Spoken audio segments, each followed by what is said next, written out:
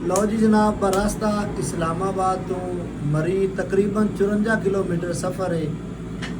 तो जनाब असी श्रीनगर हाईवे उस तो बाद जनाब एक चौंक होंदा है जिहड़ा कि सीधा एक मुजफ्फराबाद निकल जाता है तो दूसरा एबटाबाद निकल जाता है। वो चौंक तुहानू वीडियो दे विच असी दिखा भी रहे हैं, लेकिन इत्थों तुसी ख्याल नाल अगर तुसी जाना है मुजफ्फराबाद कश्मीर का टूर करना है तो एबटाबाद ने नहीं जाना। तुसी मुजफ्फराबाद वाला रोड जिहड़ा है इस चौंक तो राइट हो जाना तो सीधा तुसी मुजफ्फराबाद पहुँच जाना।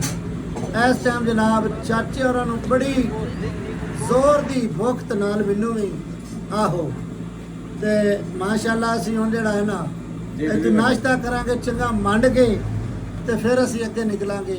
ਇਹ जनाब मरी चौंक तो सीधा तुसी मुजफ्फराबाद आ जाना ते अगर तुसी इत्थों लैफ्ट हो जाओ तो सीधा जनाब तुसी मरी जासो, मरी घूम फिर लेना। लेकिन असीं जनाब जा रहे हैं मुजफ्फराबाद।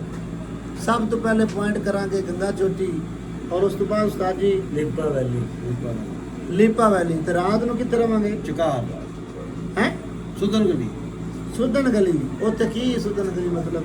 बड़ी खूबसूरत जगह, खूबसूरत जगह है, बाकी बात सूरत है सारी हैं। बिल्कुल ठीक है, ओके।